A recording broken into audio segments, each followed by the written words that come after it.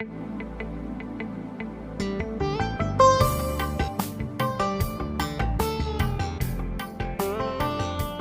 को जोहार जय मेसी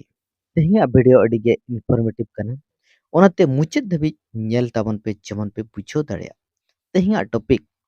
अब चेदा यीशु मसीह भाग्य संवाद आर मसीह अन व्यवस्था मित संगते बाबो मानाव दाड़ेया खाटो तेदो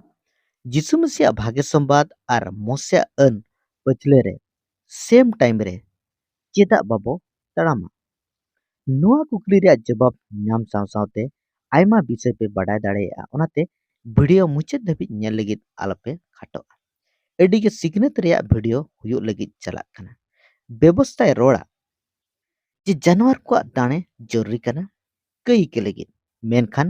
ᱱᱟᱣᱟ ᱱᱤᱭᱚᱢ ᱨᱚᱲᱟᱭ ᱡᱤᱥᱩ ᱢᱟᱹᱥᱤᱦᱟᱜ ᱫᱟᱲᱮ ᱠᱟᱱᱟ ᱥᱟᱱᱟᱢ ᱦᱚᱲ ᱠᱚ ᱞᱟᱹᱜᱤᱫ ᱢᱤᱫ ᱫᱷᱟᱣᱛᱮ ᱯᱩᱨᱟᱹᱣ ᱟᱠᱟᱜᱼᱟᱭ ᱚᱣᱟᱱᱥ ᱯᱷᱚᱨ ᱚᱞ ᱟᱵᱚᱣᱟᱜ ᱫᱷᱟर्मिकता ᱨᱮᱭᱟᱜ आधार कनाय यीशु मसीह रे पतियो फेथ इन जीसस क्राइस्ट जहान कमी रीति रिवाज धार्मिक क्रिया कते दो बांगा से कुरुमुटु कते हो बांगा ताहले कुकुली रकाबा यीशु मसीह तायमते ताड़ामाकात हड़ को लगित मोसेया लो मोसेया व्यवस्था रे आवश्यकता चेत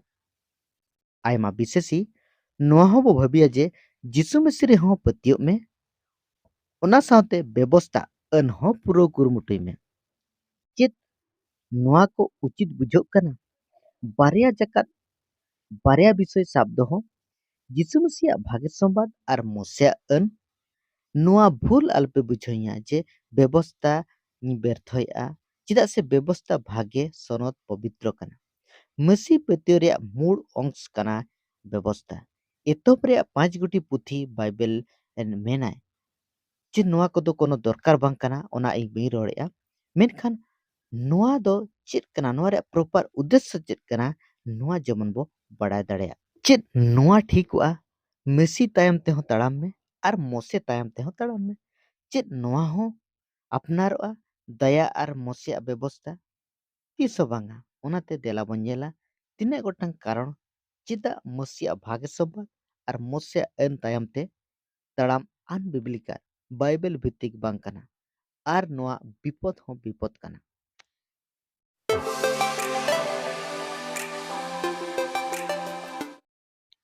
पहिल कारण एटोनमेंट फॉर सिन की रे पुरछुन मसीह व्यवस्था दरकार कान ताहें लगातार दाणे कई पुरछुन लगी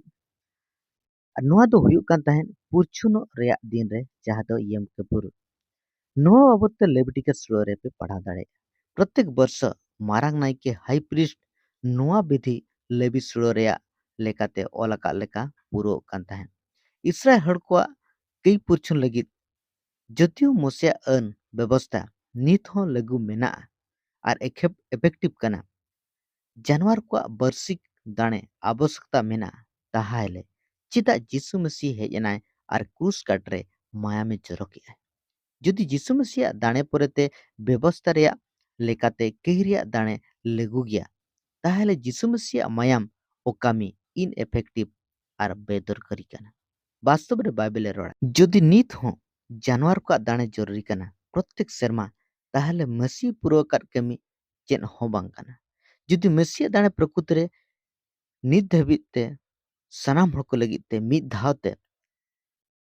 और पुरछुन कमी पूर्वकार बाइबल जहाँ लेकाय रोड़ा ताहले जानवर को दाणे व्यवस्था लेकाते ईश्वर योजना और बांग लेगुआ जरूरी बांग कना जहाँ लहाय आदेश लाए ओना परेते नितो दो बांग लेगुआ तो ओनाते बारिया बाबो पांजा दाड़ेया शास्त्रो आबो को तीसो अनुमति बाय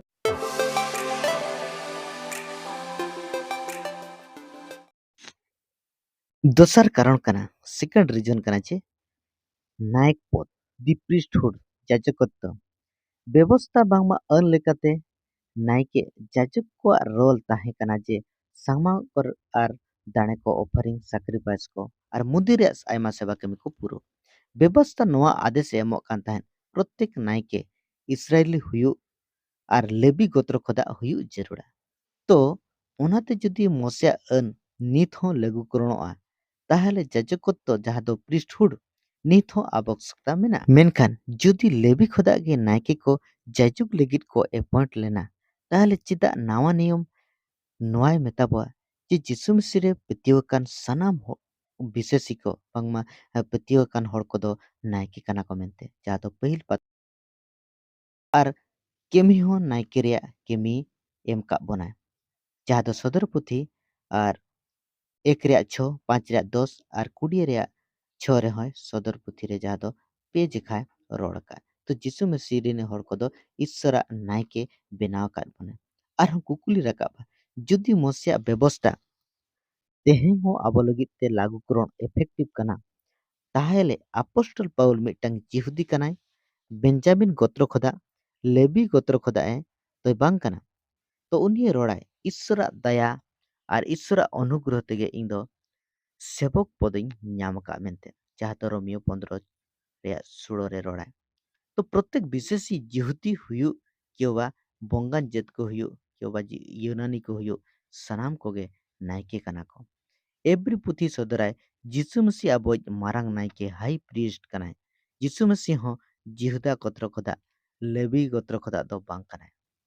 जुदी ईश्वर फाइनाल प्लान ताहे कना लेवी खोदा गे नायके को हुयुगा, ताहले चिदा एटा गोत्र खोदा नायके लेगिरे बेरेट के कोय। एवरी 7 रे 12 खोदा 14 एनते नायके गिरी फेराव कांखान काजिक तेगे अन रेया हो मिटeng फेरा फेरी हुयुग गया। एनते ओकोय रेया नोआ को रोडोगो कान उनी दो एटा खूंटरेन ताहे कना, ओने ओनारेन दो ओकोय हो पीण रेया बाको कमी बड़ा का। एनते नोआ दो सदरक गया आबरेन प्रभु दो जिहुदा खूंट खने उडुकान मेनते ओने ओना खूंट बाबत रे मोसे दो नायके को रेया चेन हो बाय मेने कदा। तो नोडे हो बो नेल दाड़े कना जे जिसु मसीह दो एनते लेबी खोदा दो बांगा, मेनखान जहाँ दो जिहुदा गोत्र खोदा हेज किना, मेनखान उनी दो आबो लगित ते मिटeng हाई प्रिस्ट जहाँ दो जहान मारांग नायके आर उनी पुरो कर ओना लगित ते तेहें दो आर मारे नियम लेकाते ओना सनामा कोदो बांग लगु।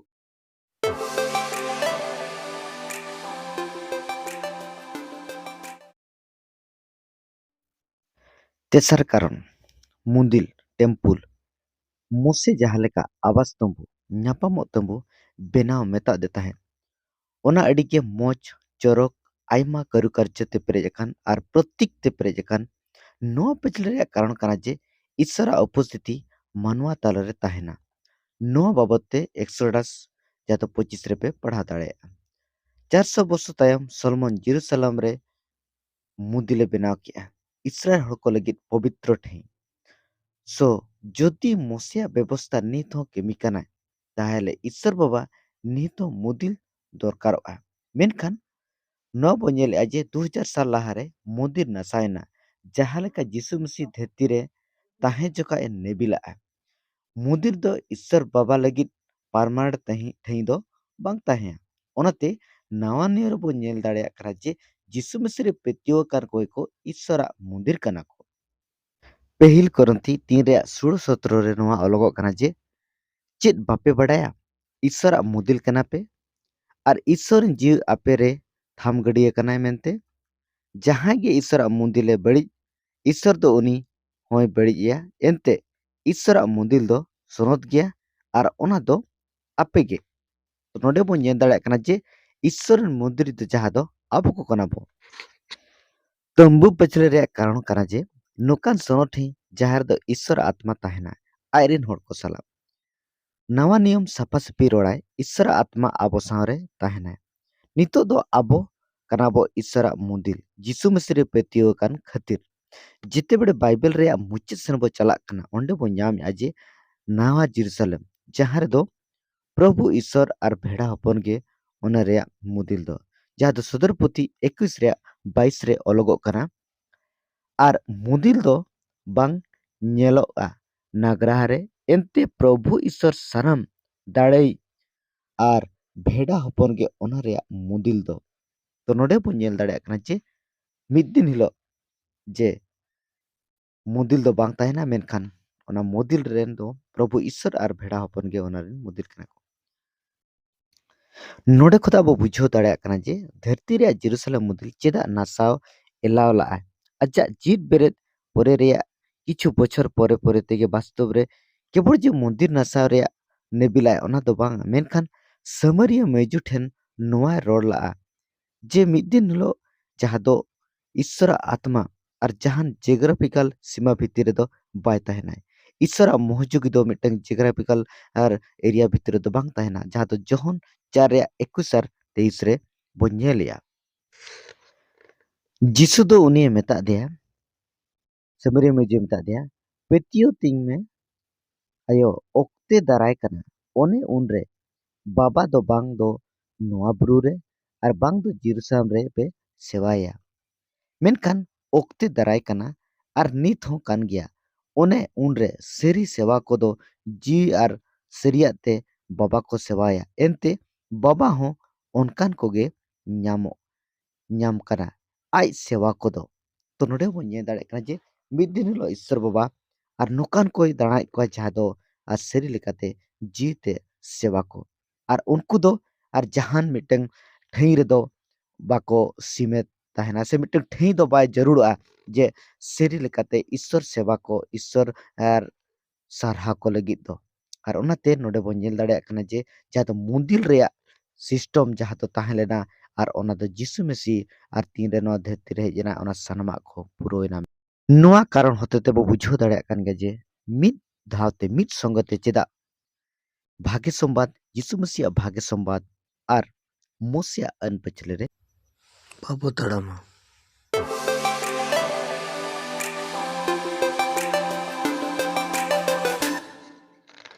पुना कारण कना जे पर्दा जहा दो भेल ईश्वर इस्राएल हड़ को लगी स्वतंत्र निर्देश एमा को ताहें तंबू टबरनाकल बाबते एक्सोडस 26 रे बो पढ़ा दाड़े ईश्वर डिजाइन ना जहा दो सुनत बाबत रे मिटंग लगातार भाव तंबू रिया पेया भाग खोदा बाहरे भाग रे इस्राएल हड़ दाणे को समांगा ताहें और ओना खोदा भितरी भाग रे जहा दो सोनो ठई मेनते को मेना ओंडे दो किपुर नायकी को बोलो काते को दाणे को समांग ताहें मेनखान आर मिटंग ठई ताहें जहा दो मारांग सोनो ठई ओंडे दो Kippur Marang Nike high priest वर्ष रे मिधाव सनम इस्राएल को लगित कई पुरछुन लगित दाणे समाय ताहें यम कपूर हिलो और ईश्वर इस्राएल हड़ को आदेश एमा को ताहें जे मिटंग चरक पर्दा बेनाव लगित और ओंडे आका लगित सोनरठी और माना सोरठी तलारे आका लगित जेमन बारिया जगह भेगार जहां दो 126 रेया 31 का 33 रेबो ᱧᱟᱢ दाड़े नोडे बो बडाय दाड़े कना जे केबड़ मारांग नायके मारे नियर बो नेले जे जहां दो मारांग सोनरठी रे बोनो लगित ते केबड़ प्रिस्ट को लगित हाई प्रिस्ट को लगित ते एलाव ताहेलेना और ओना तेरे बो नेल जे जहां दो सोनरठी और मारांग सोनरठी बेगार लगित ते मिटन पर्दा ताहे और ओना पर्दा दो और नोआय दर्शाय ताहे जे मारांग सोनो ठई रे केबड़ उनी बोलो दाड़ाय चाहे दो और उनी दो नीट कान और मिटंग स्वतंत्र कान अलग कान और मिटंग जहां दो मारांग नायके तो मेनखान नावा नियर बो नेल दाड़ाय कना जे ईश्वरा प्रथम कमी ओना पर्दाय साह केआ जहां दो मथियो 27 रे 51 रे बो नेलेआ ओंडे ओल कना खान के नेल पे मुंदिल रे अरवाल दो चोट खन फेड हेबी और इनते बार हटिंगिना और ओद दो दालदलायना और चटनी को पड़ाइना और हों एवरी को 10 रे 20 रे बन दाड़ा कना जे ओना नावा और जीत होरते ओकाटा अरवाल मेता में अजा हड़मो तलाते आबो लगिदे उडो केते तो नोडे बन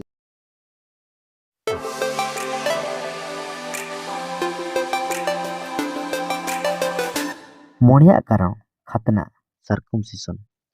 वास्तव रे खतना विधि व्यवस्था पुथी रे इंट्रोड्यूस कना बन नेलेया पहिल खतना जहां दो अब्राहम जेनेसिस 17 रे बो हताव बन नेले कना ओना साथे मोसे सला हो बन नेले लेविटिकस 12 रे जहां दो खतना बाबते हो बन नेले जे मोसिया व्यवस्था अंडा रे खतना अडिगे महत्वपूर्ण करता है आदम नडी रे एतहब रे समय रे जुदी बन नेला जे खतना अडिगे कठोर भाव रे स्ट्रांगली को मनाय ताहे और बाइबल रे गलाती 5 रे सदर कना जे परिवर्तन ओकालका हुई कना पाउल ओलिया गलाती 5 रे 1 खोदा 3 रे स्वाधीन लगित गे मसीह दो स्वाधीन के बना ओनाते ᱛᱤᱸᱜᱩ ᱠᱮᱴᱮᱡ ᱟᱠᱟᱱ ᱛᱟᱦᱮᱱ ᱯᱮ ᱟᱨ ᱜᱚᱞᱟᱢ ᱨᱮᱭᱟᱜ ᱟᱨᱟᱬ ᱨᱮ ᱜᱷᱩᱨᱤᱭᱟᱹ ᱟᱞᱚᱯᱮ ᱡᱚᱲᱟᱣ ᱦᱚᱪᱚᱜᱼᱟ᱾ ᱧᱮᱞ ᱯᱮ, ᱤᱧ ᱯᱟᱣᱩᱞ ᱟᱯᱮᱧ ᱢᱮᱛᱟ ᱯᱮ ᱠᱟᱱᱟ, ᱟᱯᱮ ᱯᱮ ᱠᱷᱟᱛᱱᱟ ᱦᱚᱪᱚᱜ ᱠᱷᱟᱱ ᱢᱟᱹᱥᱤ ᱫᱚ ᱪᱮᱫ ᱦᱚᱸ ᱚᱦᱚᱭ ᱯᱚᱨᱦᱚ ᱞᱮᱯᱮᱭᱟ᱾ ᱦᱮᱸ, ᱠᱷᱟᱛᱱᱟ ᱦᱚᱪᱚᱜ ᱠᱷᱟᱱ ᱢᱤᱫ ke ᱢᱤᱫ ᱦᱚᱲ ᱴᱷᱮᱱ ᱟᱨᱦᱚᱸᱧ ᱜᱚᱣᱟᱦᱮᱫ ᱠᱟᱱᱟ ᱡᱮ ᱩᱱᱠᱩ ᱫᱚ ᱜᱚᱴᱟ ᱟᱹᱱ ᱯᱩᱨᱟᱹᱣ ᱞᱟᱹᱜᱤᱫ ᱫᱟᱭ ᱯᱟᱲᱟᱜ ᱠᱚ ᱠᱟᱱᱟ᱾ ᱢᱩᱥᱮᱭᱟᱜ ᱟᱹᱱ ᱚᱫᱷᱤᱱ ᱨᱮ ᱠᱷᱟᱛᱱᱟ ᱢᱤᱫᱴᱟᱝ ᱨᱤᱠᱣᱟᱨᱢᱮᱱᱴ ᱛᱟᱦᱮᱸ, ᱚᱱᱟᱛᱮ ᱯᱟᱣᱩᱞ ᱱᱚᱰᱮ ᱠᱷᱟᱛᱱᱟ ᱢᱟᱱᱟᱣ ᱫᱚ ᱜᱚᱞᱟᱢ ᱨᱮᱭᱟᱜ ᱟᱨᱟᱬᱮ ᱞᱟᱹᱭᱮᱜᱼᱟ, ᱢᱮᱱᱠᱷᱟन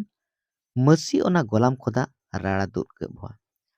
3 पदे रड़ेगᱼᱟ जे प्रत्येक मानवा जहां खतना आतां का उनी दो सनम मसे अने पूरा जरूराया। पाउल नोडे सकारात्मक भाव ते दो बाय रड़ेगᱼा, नोआ बुझो हुआ। गलती 5 रिया 4 और 6 रड़ेगᱼा, आप अंते धर्म हचो पे मने कान को दो मसी खन पे गेट बेगार कना, दया खन पे न्यूर कना। एनते मसी जिसुरे खतना दो ओका काज रे हो बांग कना और बांग दो बिन खतना गे, मेनखान दुलड़ते कमी कान विश्वास के। नोआ बारिया पद रे स्पष्ट बो बुझो दाड़ेया कना जे खतना जहाँ दो नित मसी होड़ को लगिते कोनो जरूरी बनुअनी, मेनखान आयमा समय रे नोआ पद रे सही अर्थ आबो को से सही लेकाते बुझो लगिते बाबो कुरुमुटिया दो नोडे चेद रड़ेया। पाउल चेद रड़ सनाय कना तेहें जहां को तेहें अन मिटंग अन को पेरेजया से को पूरणया से को मानाया उनको लगिते नोआय रड़ेया जे सनम अन सनम व्यवस्था उनको पूरा लगतिया। मेनखान नोडे पाउल नोआ कथा आरहोय सदरिया जे जुदी तेहें आपे को अन मानाव होतेते धर्म बापे धर्मक कना तो तेहें चेदा आरहों ओना गोलाम रे पे रुआड़ कना, ओनाते मसी दो आपे स्वाधीन कर पे आरहों चेदा ओना गोलाम रे आरान रे आरहों जड़ाव लगित पे चालाक खाना। तो नोडे स्पष्ट पे बुझो दड़ेगा। तो नोडे खुदा आबो को नोआ क्लियर बो ᱧᱟᱢᱮᱜᱼᱟ जे जहाँ दो बारिया जाक इदी काते आबो तीस रेहों बाबो जीवन जापन दाड़ेगा। मिटन दो ईश्वरा जहाँ तो यीशु मसीह भाग्य संवाद और मोसेया व्यवस्था मेसेया अन नोआ बारिया तायनम रे तीस रेहों बाबो तराम दाड़े। तो ईश्वर नोआ को मानाव लगित ते कोनो ऑप्शन बाय एमान कार बोना जे खतना को बाबत ते विषय ते अब को 5टी कारण बो ñel किया बारिया जाक तायनम रे ताड़ाम दो बिब्लिकल बांग कना मेनते, अर्थात मसीह भाग्य संवाद और मोसे अन पछले रे मिद धाते ताड़ाम दो अन बिब्लिकल कना। बाइबल सिकने ते एमो कना जे मारिया दो नवाय उदुगिया मेनते और मोसे हो नवा बाबत ते बो नेबिला आय जे जहाँ तो ड्यूटोनॉमी 18 रे 15 खोदा 18 रे ड्यूटोनॉमी 18 रे 15 खोदा 18 प्रभु आपरेन ईश्वर दो आपे तला खन आपरेन बयहा को मौत खन गे इंग लेकानी मिटें नेबिये तिंगुआ पेया उनिया गे अंजम ताय पे हरेप ठेन पे जारालेन हिलो प्रभु आपरेन ईश्वर ठेन जतो पे खोजले लेका एन कथाय प्रभु आलेन ईश्वर ईश्वरा आड़ांग आर दो आलोले अंजमा आर नोआ मारंग सेंगेल हो आलोले नेलमा जेबन आलोले गुजु उन रे प्रभु दोय मेता दिया ओने को मेनके सानामा दो ठीक गे रोड़ कदा इंग दो आकोरेन बयहा को मौत खन गे आम लेकान मिटेंग नेबी तिंगुआ को इन्या कथा को उनिया मोचारिंग दोहोया आर उनी दो इन हुकुमा को सनाम गलमाराव को। तो नोडे हो ñel दाड़ेया कना जे मोसे नेबी जहाँ तो यीशु मसीह बाबते नेबी जे जहाया मिद दिन हिलो आबो बो अंजमा जहाया तायम रे आबो बो ताड़ामा और ओनाते जहाँ तो अन पुथी व्यवस्था पुथी और यीशु मसीह गे पॉइंट कान ताहेन यीशु मसीह उदुए कान ताहेन जीवन यीशु मसीह हेजन परते यीशु मसीह ताहनर बो ताड़ाम और ओना लगित ते आबो को व्यवस्था रे सही लेकाते आबो को बड़ाय दरकार काना। तो दुलरे बयहार मिश्रा को नोडे खुदा चेद बो बुझाव किया कमेंट रे ऑल लगित आलबो हिड़िंग मा। सनाम को जोहार जय मसीह।